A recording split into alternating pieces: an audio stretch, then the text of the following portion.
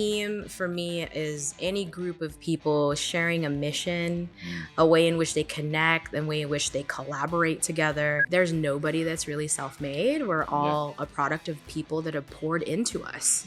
How do you think about the role that technology has to play in building teams? And we're seeing a massive evolution. I wonder if we reframed it as technology being a part of our team in the first place. The employee experience is a huge buzzword, right? But what is that if you don't actually understand what you're trying to shape? Historically, we've always been taught you need to pick where you're going and what you're learning and what career you want and really deeply focus on that. And you just stay in that lane. Deep paths, there's nothing wrong with that. Being really specialized, super nothing wrong with that. It's only if you stay in that where it starts getting really tricky. Welcome to Hiring on All Cylinders. I'm Chris Abbas, your host. And in this episode, we have the pleasure of having AJ Thomas, advisor and leader at some of the world's most ambitious technology companies and author of A Kid's Book About Teams, now available on Amazon, everyone. Welcome, AJ. Hey, good to see you, Chris. Good to see you. We've got a real life expert about teams. I am also a team member, yeah, for sure. Definitely. So I know this is something you're really passionate about. It's what you spent a lot of your time doing, thinking about, researching, studying. Just really interested to get your take on how you think about teams. Yeah. So teams in general, for me, what's really interesting about it is that I think most of what we grow up with when you think about teams is in sports, right? And then as you kind of get into your career, most of what you start seeing team as is the immediate team that you're working with. And for me, I like to go a little bit more broader. A team for me is any group of people sharing a mission, a way in which they connect, a way in which they collaborate together. So it can essentially be people that you are working in community with. It could be your sister or your brother. It could be your significant other or your partner. It could be your kids. It could be siblings, cousins. It transcends, I think, this notion of just very finite spaces where there's scores to be kept. Right? I love the notion of teams being not just about the scores. Those are really like the outcomes that happen when you focus on the connection, the collaboration, the curiosity you have with each other and helping each other win. And that can be in any medium. Yeah. So what do you think the benefit is of thinking about teams in that way versus, what you were saying previously? Yeah, I think it frees you from, maybe this scoreboard anxiety. And it allows for you to really be in engagement with the people that you are working on that thing with, right? I mean, you've seen founders, you're a founder, right? I've founded a nonprofit before as well. And I think there's many ways in which success can be defined. You got your next funding, you got your next round, you signed your next client. Okay, great. You scored the goal. Right. You did all of those things, but I think like the assist, right? The person that's making sure all the water is good to go for the athletes that are on the court. Those are equal parts members of the team that might not have an official position on the roster. So I think it frees you up from thinking about just a finite group, but it opens up that any member is a contributor to the success. I always like to say, there's nobody that's really self-made. We're all a product of people that have poured into us, whether it's encouragement, whether it's feedback, whether it's very hard conversations, or even just saying, I see you. I see what you're doing. That's pretty cool. So I think it really frees us up to see people in a different light and allows for them to show up authentically as well. Why do you think this isn't the way teams are typically run? Do you think there's a way? Yeah, first of all, I don't know that it's the way that all teams are run. Right. If you think about some of the best championship teams that are out there, everybody plays their role and everybody understands. But I think what we've seen in the zeitgeist or what's been recognized are those, jump shot moments. But it's not in the daily practice of what it takes for folks to actually build things together, to go through the hard things together, to make decisions behind the scenes. I mean, even just our setup here today, this is going to be a wonderful, fantastic podcast, but a lot has gone in to make sure that audio levels are good, Yeah. right? Visuals are good. The conversation we're going to have is great. And so I think there's always this final product mentality that's out there. As a builder, I enjoy the build, Mm. but I'm also equal parts craftsmanship, Mm. right? So when you're crafting something, you're usually doing that together with somebody. Yeah. And I think we lose a little bit of that because it's always a race to what's out there and who's doing the what, versus how are they doing that, right? Mm. And then we're enthralled by how does that happen? Well, mainly it's because they're working on the in between, which Yeah. is what's really fascinating about teams. It's really interesting because it's a conflict with a lot of the ways that companies are measured and managed. It's, Hmm. you have to hit this specific metric or this specific number, Right, or you right, have to set OKRs that have this right. definitive outcome. Yeah. And there's not as much emphasis put on how are you getting there. What is everyone's Mm-hmm. part to play, I guess. Um, Mm-hmm. is that something? How do you like enable this kind of thinking inside a company? Like, what are the steps you need to Yeah. take? Talentful provides flexible recruiting solutions to the world's most ambitious companies. Are you thinking about ways to add flexibility to your talent function?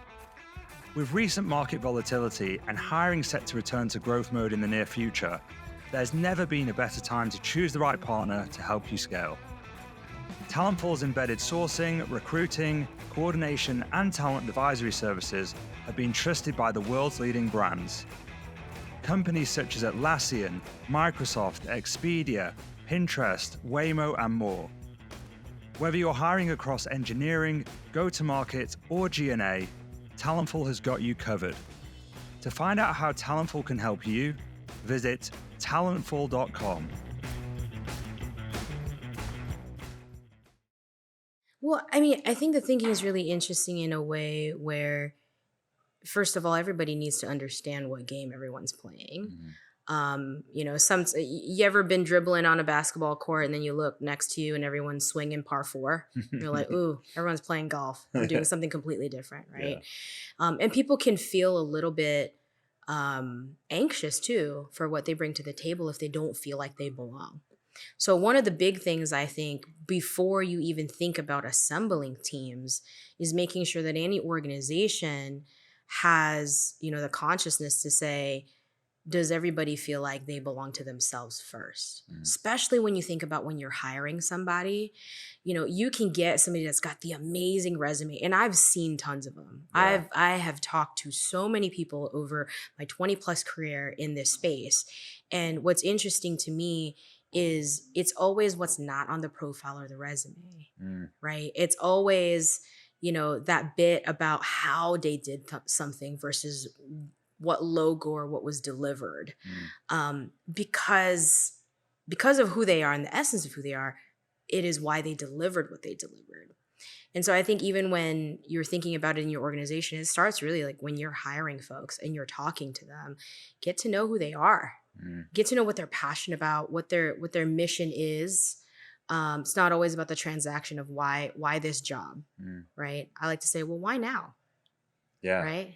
Why this? Why now? What does that look like? Even in performance management, when you think about it in that way, if people feel like they have to prove themselves, you're not unlocking the best part of them being a team player. I think in leadership in general, when you want to unlock the best in your team, you have to be able to paint a picture of the thing you're going to be doing together, right? And to get people to a place where they're going to be belonging to themselves so that they can show up well, right? I think most companies need to also take a look at what are the signals they're sending. Because metrics, OKRs, goals, sales targets, revenue, that is so, so, so important. But that doesn't happen without you making sure that your people's mindsets are in the right place for themselves. Because that's the difference between having an employee relations issue and having somebody say, you know what, I don't think this is right for me anymore. I want to think about something else. And it allows you capacity to walk into things that are much more productive than against the grain, right? Well, it's interesting because a lot of what you talk about, you've worked in some of the most highly technical companies in the world, but you really index on the human elements of Yeah. like leading teams and process and Right. how to drive success. That's a Yeah. very inherently human thing. Mhm. How do you think about the role that technology has to play in building teams? And we're seeing a massive Yeah. evolution. You probably heard it from Transform, where we just were. Yeah. Everyone wants to talk about AI and Oh my how people are gosh. going to be, automated, and Yeah. productivity is going to be driven, and how we can Right. replace certain parts of a human being's Right. job. How are you thinking about that in relation to like having that human part and also leveraging technology? Yeah, yeah. I think the key word there is leveraging. Yeah. I think there's a for or against it. People are either feeling like they can be accelerated by this technology, or they're feeling very fearful because it is going to take their jobs. I wonder if we reframed it as technology being a part of our team in the first place, Mm, right? Just like a bench on the sidelines of a basketball court plays a utility role for your players to rest, mm, right? The chair is not going to replace your job. yeah. And in this case, I actually don't think AI is going to replace our jobs. I have a more, I think, positive outlook, so long as we keep the human in the loop. That I think is the most important part. Mm-hmm. The moment we forget that we are part of that we are within that team, is the moment where it starts getting really uncomfortable, Mm-hmm. right? The jobs will be taken. I mean, think about self-checkout counters, Yeah. right? I mean, people are already like, oh, it's already taking our jobs.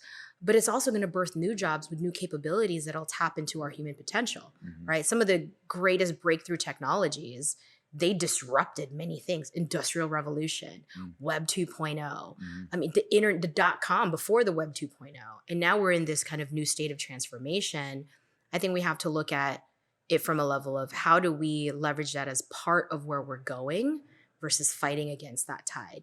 And equally, because it's all in measure, Yeah. right? Now, too much of it, you would just kind of be all over the place. You want to be able to stay grounded and say, how might I leverage that best, right? AI might be this fantastic thing that's happening in the world right now, and everybody wants to implement it, and everybody will either feel left behind if they don't. But we have to think about what are the right ways in which we leverage it, just like you would if you had a defensive player on a soccer team, Yeah. right?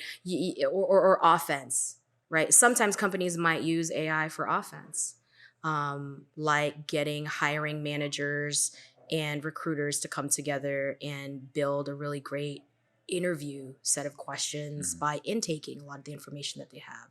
Sometimes it is probably going to be about defense. I mean, like there's many ways, but we have Mhm. to think about what are the roles we want it to play as if they were part of our team, Mhm. right?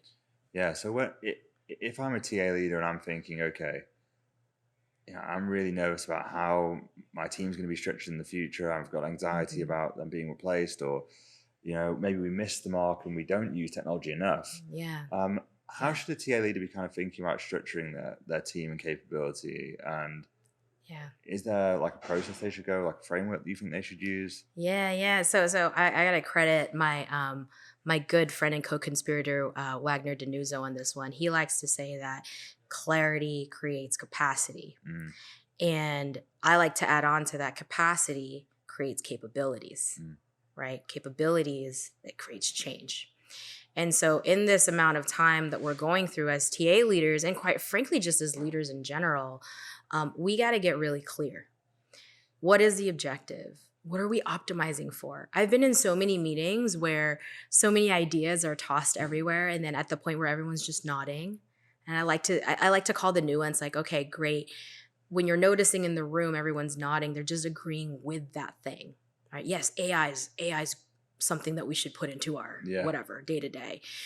But what does it mean when you actually go from agreeing with it to agreeing to it? Mm, Agreeing to it is a whole different energy, because you actually have to sit down and go, well, what are we agreeing to? mm, We are agreeing to no longer having 20 sourcers on our team. mm, So then if we are agreeing to that, we have agreed that AI is going to be a technology that comes in. We are agreeing we don't no longer need this many people on the team. There's another level of agreement. What are the capabilities we want to make sure they have so that they can agree to something else within the organization?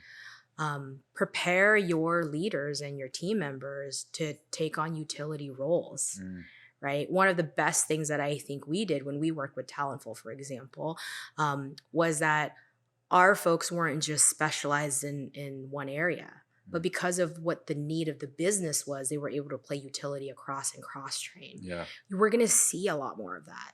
But that requires a human in the loop. You can't just press a button and it happens, right? Yeah. You have to thoughtfully think about those pieces. Yeah. So That's really interesting because I think that L&D, internal mobility, plays a big part in the teams of the future. yes. Having these T-shaped people rather than like hardcore specialists, I think people struggle on how to do that in their businesses, like having a really structured internal mobility process and strategy. Right. You know, TA and people typically is quite an underinvested part of the business in terms of L&D. We deliver it, but we don't take it ourselves. Yeah. So, what should leaders be thinking about in terms of the capability they're giving their teams for them to be successful as part of a future team? Yeah. So I like to kind of think about this. I love the T shape and the deep piece, but it's like an I shape, Right. I stands for impact. But you have the T shape where it's like broad, Yeah. and then they go deep, and then there's an opportunity again to go a little bit wider when you learn some other areas. And so I think when leaders think about this, when it comes to training, when it comes to development, it has to also be around what are areas that can help accelerate folks. There's this model that's been out there for a while. Experience, you're going to get all of your learning 70% of the time. Exposure is about 20% of the time, and education is really 10% of the time, right? Awesome. I love that. And I would endeavor to say, I think there's an engagement factor around that. It's going to be a different ratio for people, especially if you're earlier in your career, you're starting to consume things. Now, the way in which technology and the pace of technology is delivering content, there's a whole new wave in L&D, for example, of communities of learning versus learning in silo through a catalog.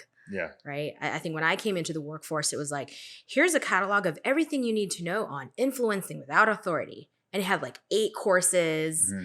And you kind of had to step through all of those pieces like reps, right? There's still value in that. However, if it's not contextualized, I think it just becomes a bunch of knowledge that's not actually applied.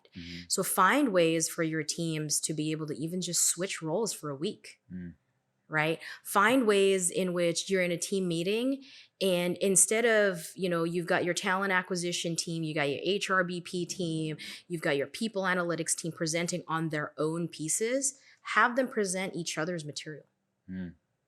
Because they'll gain an empathy. That human comes back in the loop, right? I mean, before AI, we were already not in the loop sometimes because we were in our own slide decks. Yeah. We were in our own Word docs around our own functions. And I think it's so critical now when you think about teams of the future and a lot more things being asynchronous, data is going to be available. What do you do with that? So can you imagine a people analytics leader having their lens explaining what your sourcing team is doing, what kind of perspective they're going to bring because of their deep experience, right? It allows for them to go up that experience and go wide. And then can you imagine your HR business partner talking about what's another function, your social impact function or whatever it may be. So they're just a little bit uncomfortable because they're holding space for someone else's impact and giving voice to that, but all the while they're also learning. So I don't think it's like massive certifications we need to take, but like what are little things like that can help our teams also learn from each other, right? Communities of learning are going to be so big in this new world of work. So leaders kind of giving exposure to different functions. So like through like working on different projects or sitting in the team, seconding to a team or doing things like this could be really useful for skilling those people up. Well, I mean, I think I was a product of that. My career journey, I like to say, if you see my resume or my LinkedIn profile, it's not a career journey, right? It's definitely a journey, but it's an open source manifestation of where I wanted to learn. And the more I look back on it in hindsight, what's been really awesome is being a people leader, but being exposed to different things, right? My first job was in sales. That's how I got myself into recruiting. Yeah. And I learned how to play on many different teams. Again, this is that versatility factor, right? And then that got me into HR operations, which then for some reason got me into like global roles, implementing systems. Never thought I'd be doing that, right? Then I did a stint in product, which was so educational for me around the user experience. Substitute user for employee, right? Employee experience is a huge buzzword. Right. But what is that if you don't actually understand what you're trying to shape? And if you don't actually sit in the seat of the employee as somebody who can say, here was my experience with that, and inform it from that lens as well, rather than just the, people team that's designing these things for the people. You got to be of it as well, not just for it. You just made me think of something when you were talking, that historically we've always been taught you need to pick where you're going and what you're learning and what career you want, and really deeply focus on that. And you just stay in that lane and you build that until you get more and more senior, and then you lead a team of the very same people. Right? But it feels like actually that could have been the wrong advice. Well, maybe it was right for that time. For the time, yeah, maybe. Yeah. But a lot of the people that I speak to who have now become very successful, they've got quite a broad range of experience.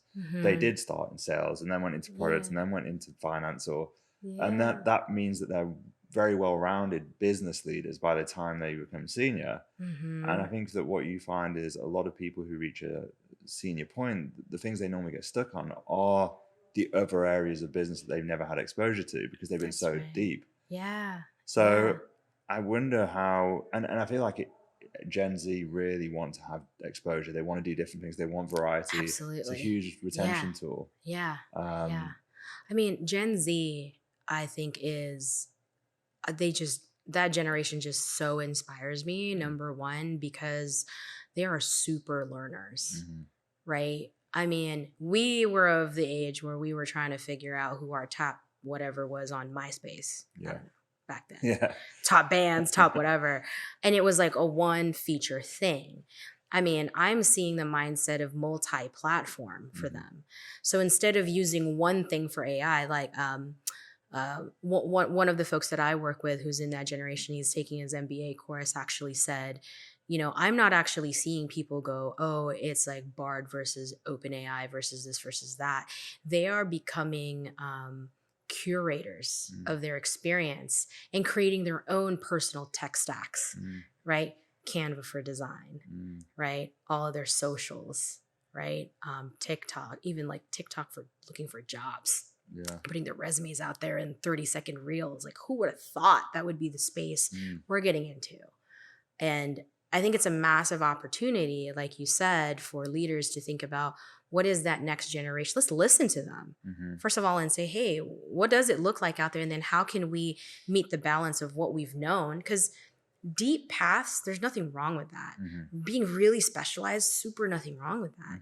It's only if you stay in that where it starts getting really tricky, because that's all you'll ever know, and you won't kind of be broad enough to be utilized for impact in other ways, right?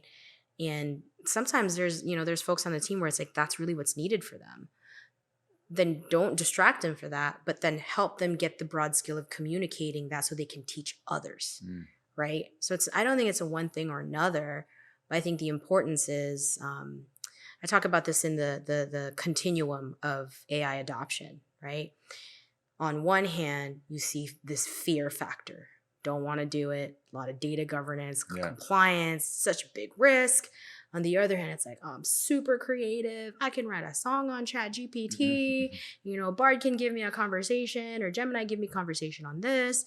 And then there's like this meaty middle that is about accelerating impact, where if those things were just to meet, it would be awesome, right? So if you think about meeting where you're at, is this analogy of like the most creative people, you have something to learn from them and they're really charged up about that. But the people here that are deep can teach them something very awesome that can make this even better, right? The people that are here on the fear side are like, I don't want to touch this thing. So many things can go wrong with it. But what could they learn from the people on the other side of the spectrum? And then how can you put those two things on a project within your team or your organization so you can get the acceleration point of both perspectives? Right? That's diversity. That's inclusion. Absolutely. Right? But it takes a leader to notice that you have to value those differences and then figure out the leadership capability of leaders building in this new world of work requires curation. Yeah. It requires for them to deeply understand how to connect so that they can create those environments that will create that massive impact. Yeah. Not just, I did this, here's what I did, now go do it this way, or let's deliver this OKR. No, like let's sit down and figure out how do we make use of the talent that we do have, especially in the market where it's about capital efficiency, lean and agile teams. Who do you have? Do you even know? Yeah. And do you even know what they do? Yeah. Right? And I know that you've been a real advocate for kind of fractional project-based teams. Yeah. And there has been a lot of speculation that this is where the market is going to go. It's, you know, in 10, 20 years time, it's going to be a group of individuals that are working on multiple projects at one time, coming in, doing a really great, awesome piece of work together, and then moving on. Yeah. Do you think that is the reality, that is where the world is going? Because like you're saying, you know, Gen Z, they really like diversity of skill set, variety. Yeah. They can learn. They want to be these people who have lots of different interests. And is that where the world's going? You know, I mean, I think in some cases the world's already there. And I mean, with the massive global experiment of the pandemic and shelter in place and remote work that happened in 2020, it only uncovered the rock that people were already doing these things. And the reality is there's far more fractional leaders that are out there now doing these things that have been doing it for years. We called it consulting or independent contractors before. Yeah. But now what I'm actually seeing is that there are platforms being created to ensure that they have a seamless flow around that. It is tapping into entrepreneurship in ways where people didn't even think they were going to be doing this. They were going to be doing it in between their jobs. And now suddenly 10 years into it, it's what they've been doing for a while. But I think it's a very human component, right? I think it is because people are tapping into where they can step into their light and make impact. And in some areas, yes, that's going to be rising in a company and being there for 10, 20 years. Nothing wrong with that, or an industry. But for folks who, especially the new generation, I believe I interact with them quite often, there has to be multiple line of possibilities. I mean, remember, these are children of parents who we benefit from, like the helicopter parenting. Got to be involved in every single thing. And then you got to check all these different boxes. And now they're discovering this for themselves. I actually think yes, and the technology is following that, right? To enable a way in which you can see your entire portfolio of impact on a dashboard versus my OKRs on my, HRIS tool or some spreadsheet that I have with my team. Can you imagine that? Yeah. Right. I keep saying this, and in this space, I often either get like weird looks and whatnot. But I keep saying like job descriptions and resumes are going to be a thing of the past. And I think the reason why is because of what I just said around what is your portfolio of impact, right? I don't care that you did it for so-and-so company. Yeah. What did you do? We're already asking that in the interviews. Yeah. People come in because they have the brand name of a company. But then when you ask them what they've done, that's really the thing, right? That gets them hired. And so what if we now just made that more visible and then spread that and democratize it? I think the new generation is really embracing a lot of that. Yeah. I imagine like a future where you've got, like Checker, which is like the background check that follows you. You have that for your career and you can like carry that with you. All the assessments you pass through interview processes, and you can just all the results. You have like a rating almost. That might be a bit weird, but and rating is subject to the cultures that you were in too, right? So if we think about it this way, I mean, L&D. You just talked about this. So how many times have you taken courses in your career in different companies that you've been in? How many high potential programs were built and curated? How many certifications came through? And it's like, is that in a box in your garage somewhere? Yeah. Right? Or is it like in some digital, Dropbox or something? What do you do with that learning? You're always applying it. But yes, these platforms now, and by the way, if anybody's building that, future work is your oyster.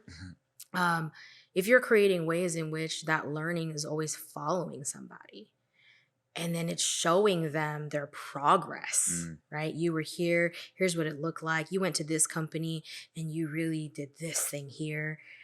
I think it allows people more agency. We talk about that all the time in cultures and in companies. How do I create more agency in my workforce? You got to give them data on their impact and not, here's your performance and it sucked because here's how I subjectively viewed it. You got to. Right? Yeah. It's so interesting because I wonder how companies, we're kind of seeing it in a way where companies want more flexibility. They're looking at how to outsource things. They don't want to commit to kind of FTE headcount. Yeah. It could be the perfect storm of, introducing this, project-based workers, people are coming in, delivering a piece of work specifically, then moving on. But I wonder what companies really have to do to transition to be able to handle that kind of working style. It's a lot different. It's very different. Very different. And what comes to mind for me is so Dean Carter, who is the chief people officer at Guild, and he had made this really amazing distinction, which I thought was pretty awesome. We're in this space now where we're talking about the employee and employer contract, right? Even that, I just want to bust that as can we just not talk about it as that? It's so out of touch with what people really want to do. At the end of the day, on the employer side, there's jobs to be done. On the employee side, there's impact to be had. So what if we just really did a reframe around what are the jobs to be done? And then for the employees, we communicate it as, this is the impact that we want to be able to make. And again, it's a language shift. It sounds a little woo-woo, for those of you that are where's my plan? Where's my graph? Where's my progression chart? Where's my OKR I'm measuring to? But I believe you have to start with the right mindset. Before organizations can get the skills to transition into this thing, what are they really optimizing for?